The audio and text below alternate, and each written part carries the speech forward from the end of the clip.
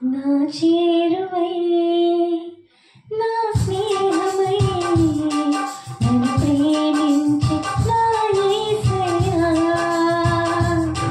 నా చేరువై నా స్నేహమై నన్ను ప్రేమించి నా యేసయ్యా నీ ప్రేమలోనే నీ ఉండిపోని నీ సేవలోనే నన్ను సాగని నీ ధ్యాసలోనే మైమరచిపోని నీ వాసనలో నెరవేరని.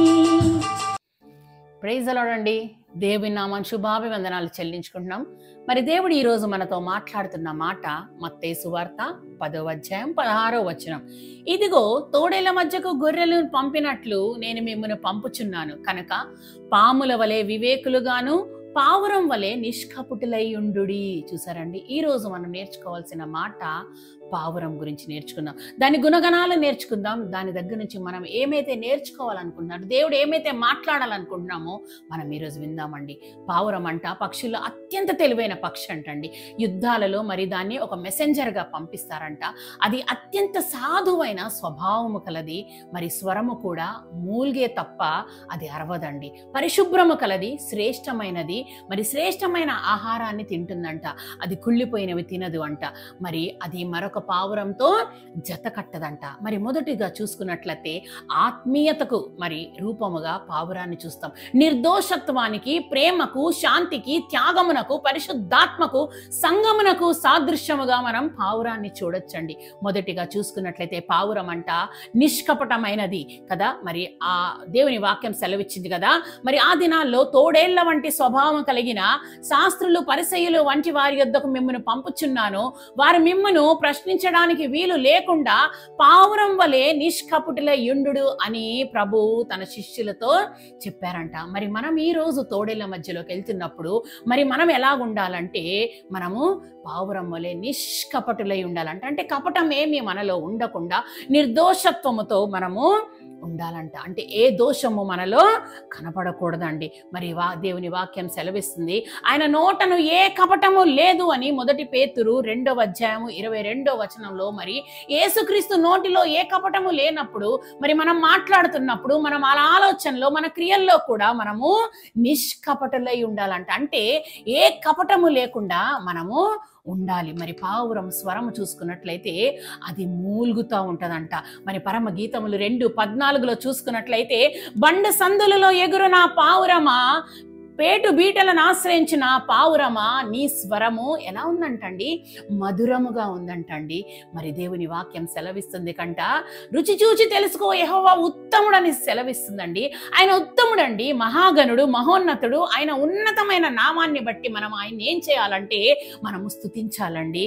మరి పావురము మరి చెప్పుకున్నట్లు అది కేవలం స్తుతిస్తా ఉంటదంట. పావురం నిత్యము ఎలాగైతే మూలుగుతా ఉంటుందో అట్టి రీతిలో మనము కూడా మన జీవితాల్లో దేవుని స్తుతించే వారిగా ఉండాలంట.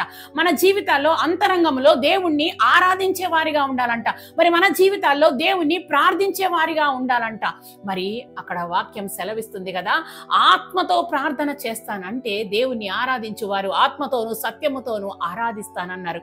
మరి ఎలాగైతే పావురము నిత్యము అనునిత్యము తన మూలుగులతో దేవుని స్తుతిస్తుందో ఈ రోజు నేను దేవుని సన్నిధిలోకి స్తుతియాగముగా మనం వెళ్తున్నామా? ఆరాధించే వారిగా వెళ్తున్నామా?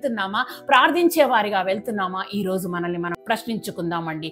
మరి కొన్ని సందర్భాల్లో హృదయం అంతా వేదనతో నిండిపోతుంటది.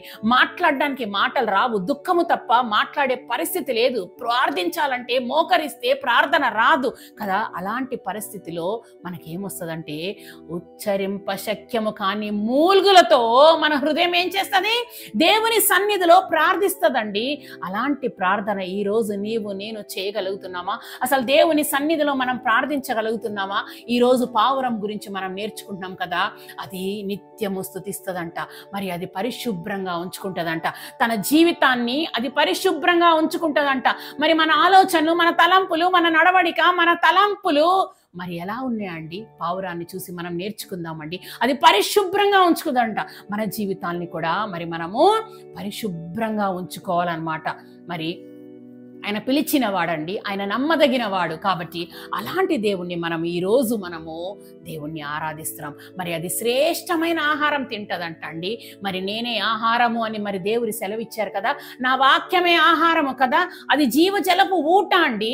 అలాంటి ఊట దగ్గరికి మనం వచ్చినప్పుడు, అలాంటి జీవజల వాక్యము మనం తిన్నప్పుడు మనకి ఎప్పుడూ మరి ఆకలి దప్పులు ఉండవండి. అది శ్రేష్టమైన ఆహారం తింటదంట. పావురము కుళ్ళిపోయినవి తినవండి. మరి ఈ రోజు నా స్థితి ఎలా ఉంది? నా సహోదరుడు, నా సహోదరి, శ్రేష్టమైన ఆహారాన్ని తినగలుగుతున్నామా?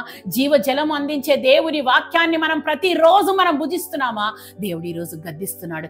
ఈ రోజు వరకు నీవు లేకపోతే ఈ రోజైనా నీ ప్రవర్తన మార్చుకొని ఈ రోజైనా నీ జీవితాన్ని సరిచేసుకుంటావా అని దేవుడు ఆశపడుతున్నాడు. నా కుమారుడా, నా కుమార్తె, ఈ రోజు తిరిగి రమ్మని అడుగుతున్నాడు. ఇప్పటి వరకు ఇదిగో గతించిపోయావేమో, పాతవి గతించిన సమస్తము నూతనమాయనని దేవుడి వాక్యం సెలవిస్తుండగా ఈ రోజు పావురం గురించి నీతో నాతో దేవుడు మాట్లాడుతున్నాడు. అది శ్రేష్టమైన ఆహారాన్ని తింటదంట. మరి మన జీవితాలు కూడా అలాంటి లక్షణాలు మనం తెలుసుకుందాం. అది నిష్కపటమైనదంట. కపటము లేని మనస్సులాగా మనం ఉండి దేవుణ్ణి ఆరాధించినప్పుడు ఆ ఆరాధన దేవునికి యోగ్యమైనదిగా ఉంటుందంట. ఎప్పుడైతే నిర్దోషత్వముతో ఉంటావో దేవుడు నిన్ను యాక్సెప్ట్ చేస్తాడంట. మరి పావురం ఎప్పుడైతే నేను స్తుతిస్తా ఉంటుందో నిత్యము, అలాగే నా జీవితాలు దేవుని సన్నిధిలో ఎప్పుడైతే స్తుతిస్తా ఉంటామో, ఎప్పుడైతే ఆరాధిస్తా ఉంటామో, దేవుడు నీ పట్ల నా పట్ల అద్భుత కార్యాలు చేస్తానని వాగ్దానము చేశాడు. ఆశ్చర్య క్రియలు జరిపిస్తానని వాగ్దానము చేశాడు. ఈ ప్రతి వాగ్దానము నా జీవితాల్లో మరి బలపడాలంటే, స్థిరపరచాలంటే ఈ రోజు నేను దేవుని సన్నిధికి వచ్చి, అవునైనా ప్రభా, ఇదిగో నా జీవితాన్ని ప్రభా నేను కపటము లేకుండా చెయ్యని ప్రార్థిద్దామా అండి? దయచేసి మనం ప్రార్థించుకుందాం. స్తోత్రం స్తోత్రం ప్రభా, నైనా పరిశుద్ధుడానికి వేలాది స్తోత్రములైనా ప్రభా. నీవు పరిశుద్ధుడివి కనుక ప్రభా, ఇదిగో మమ్మల్ని కూడా పరిశుద్ధులుగా ఉండమన్నావు నైనా ప్రభా.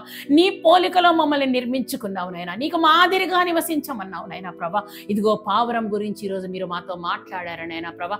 నిష్కపటులై ఉండమన్నావు నైనా ప్రభా. తోడేళ్ల మధ్యలో మమ్మల్ని పంపుతున్నాను అన్నావు నైనా ప్రభా. మాకు సహనాన్ని దయచేయమని అడుగుతున్నాం, ఓర్పుని దయచేయమని అడుగుతున్నాము నైనా ప్రభా. నీ కృపని బట్టి ప్రభా నైనా మమ్మల్ని కాచి కాపాడుతున్నందుకు నీకే స్తోత్రాలు స్తుతులు చెల్లించుకుంటూ నజరేయుడైన యేసు క్రీస్తు ద్వారా వేడుకొనుచున్నాము తండ్రి. ఆమేన్, ఆమేన్, ఆమేన్.